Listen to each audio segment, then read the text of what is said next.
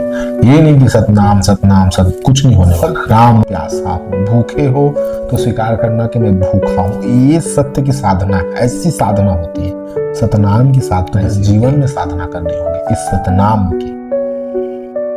बहुत गुरु नानक देव जी ने कहा,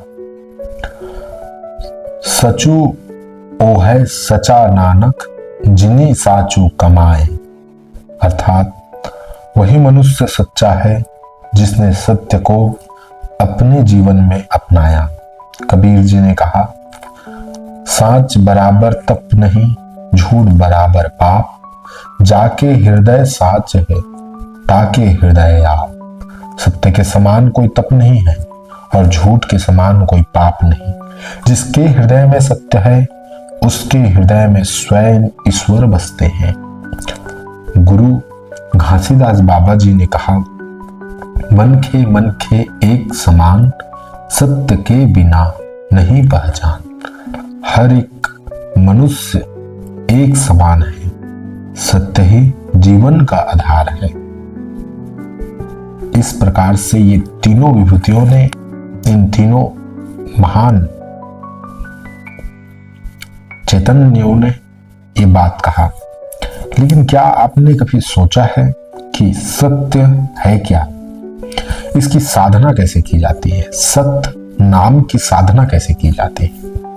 आपने देखा होगा कि गुरु नानक देव को मानने वाले भी सतनाम शब्द का उपयोग करते हैं और सदगुरु कबीर को मानने वाले भी सतनाम शब्द का उपयोग करते हैं और गुरु घासीदास बाबा को मानने वाले भी सतनाम शब्द का उपयोग करते हैं। ये सतनाम शब्द के विषय में हमने पहले आपको बताया पहले की वीडियो में, लेकिन आज हम सत्य के साधना के बारे में बताने वाले हैं। ये सत्य है क्या? तो हम प्रारंभ करते हैं सत्य शब्द से। ये जो सत्य की साधना जो संतों ने कहा है, ये वो साधना है। इसे किया कैसे जाए? तो इनको करने का जो विधान है वो बहुत सरल है लेकिन बहुत कठिन है।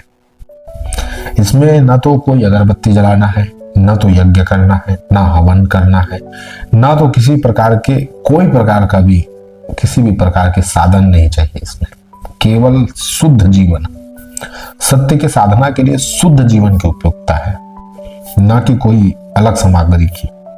ना इसमें कोई मंत्र जाप करना है। आप कितना भी सतनाम सतनाम सतनाम सतनाम जपते रहे, कुछ नहीं होने वाला। सतनाम सतनाम जपने से कुछ नहीं होने वाला। उस जाप को करना नहीं है, उसे जीवन में उतारना है।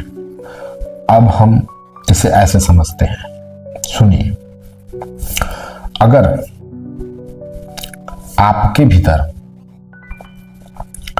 क्रोध उठता है, उदाहरण के तौर पे आपको आगे वाले व्यक्ति ने गाली दिया, जब गाली दिया तो आपके भीतर क्रोध उठा, तो क्रोध को आपने व्यक्त कर दिया, मतलब उसने गाली दिया तो आपने भी गाली दे दिया। ठीक है, आप सत्य से भटक गए। अब उदाहरण के तौर पे फिर उसने गाली दिया और आपके भीतर फिर से क्रोध उठा। अब आप दबा करके रख लिए कि नहीं, मैं तो सतनाम पंथ का पालन करने वाला हूं, मैं सत्य के साथ रहूंगा, मैं क्रोध को हावी नहीं होने दूंगा। तब भी आप सत्य से भटक गए। सत्य क्या है? तो सत्य की साधना, सतनाम की साधना ये है कि जब अपने भीतर क्रोध उठे तो उस क्रोध को देखना कि भाई मेरे भीतर क्रोध उठ गए। ठीक है, उसने गाली दिया, मेरे भीतर क्रोध उठ गया। समझ में आ रहा है? शायद नहीं समझ में आएगा, यही तो बात है। इतना सरल है कि समझ में नहीं आएगा। तो क्रोध उठा तो मैंने देखा कि हाँ क्रोध उठ गए, बस देख लिया क्रोध उठे। ना तो उसका प्रतिक्रिया देना है उनको और ना ही उसको दबाना है कि नहीं नहीं मैं सतनाम पंथ को मानने वाला हूं भाई दबा दूंगा। नहीं नहीं, इसको क्रोध नहीं करना, गलत है, ऐसा भी नहीं होना चाहिए। बस उठ गए, जो सत्य है वो दिखा कि वो क्रोध उठ गए, वो सत्य है। इस प्रकार से जब सत्य की साधना होती है अनेक उदाहरण हैं, अनेक उदाहरण। अगर आप, तो सत्य ये है जो वास्तविकता को देखना कि मैं कौन हूं, अपने आप को देखना कि हाँ मैं ये सत्य है। स्वयं को देखना ही सत्य है। स्वयं की प्रतिक्रिया ना देना, स्वयं को दबाना ना, ये सत्य है। सत्य के साथ जियो कहा है। तो सत्य को समझ पाना सबके लिए एक बड़ी कठिन बात है, और सत्य को मेरी ओर से भी बता पाना मेरे लिए भी असंभव है। अगर मैंने सत्य को बता दिया तो वो सत्य सत्य नहीं रहेगा। तो सत्य को जान पाना मुश्किल है।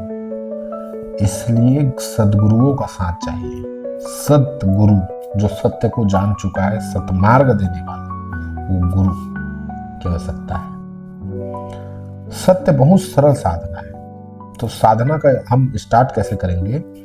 आपने समझा कि सत्य ये है, सत्य वो भी बात मुझे पता है कि वो भी आपको समझ में नहीं आया होगा, तो इसे आप ऐसे समझिए, सत्य बोलना स्टार्ट कीजिए आप, कि जो जैसा है उसे वैसे ही बोलिए। मैंने उदाहरण के तौर पे, आपने कहीं कुछ सामान उठा लिया किसी का, मुझे सामान उठाए, हाँ उठा लिया, फिर उधर टूटे या फूटे, हाँ उठा लिया, तो ये सत्य होगा।